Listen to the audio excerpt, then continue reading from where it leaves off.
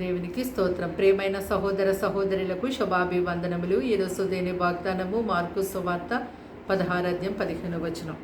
మీరు సర్వలోకమునకు వెళ్ళి సర్వ సృష్టికి సువార్తను ప్రకటించుడి. చూడండి, ఈ లోక మానవాళికి ప్రభువైన యేసుక్రీస్తు వారు మేలుకరమైన మార్గంలో మీరు నడవండి అని దినమెల్లా తెలియచేస్తూనే ఉంటున్నారు. ఆ మేలుకరమైన మార్గం ఏంటని అనుకుంటున్నారా? అదేనండి, ప్రభు అయిన యేసుక్రీస్తు వారిని నమ్మిన వారికి రక్షణ కలుగుతుందని, నమ్మని వారికి శిక్ష విధించబడుతుందని సువార్త ఈ లోకమంతా ప్రకటించబడుతూ ఉంది. ఈ లోక జనులైతే దేవుని యొక్క మాటకు విధేయత చూపించకుండా వారు తమ స్వకీయమైన ఆలోచన బట్టి నడుచుకునేవారు ఉంటున్నారు. ఎంతో కఠిన హృదయులే దేవునికి దూరంగా జీవిస్తూ ఉంటున్నారు. ఈ యొక్క సమయము మిక్కిలి అనుకూల సమయమని ప్రతి ఒక్కరూ గ్రహించుకొని మరి ఈ మేలుకరమైనటువంటి మార్గంలో నడిచినట్టయితే మీకు మేలు కలుగుతుంది. ప్రార్థన.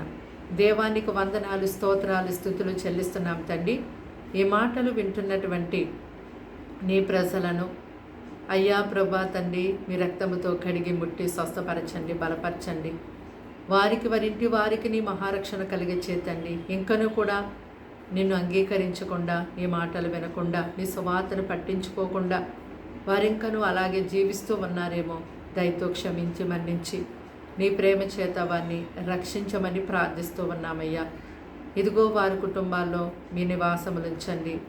వారి సమస్త విషయంలో నీ కృప అధికముగా దయచేయండి. నెమ్మది, సమాధానం, శక్తిని ప్రభా వారికి ఎంతగానో దయచేయండి అయ్యా. వారికి ఉన్న ఇరుకుల ఇబ్బందులు తీసివేతండి. రోగములను తొలగించు, అపవాది క్రియలు అయించేయండి. నీ పరిశుద్ధ పరలోక సహాయము ఈ దినమంతా వారికి దయచేయమని, దీవించి కాపాడమని యేసు నామములో ప్రార్థన సమర్పించి అడిగి వేడుకుంటున్నాం తండ్రి. ఆమేన్.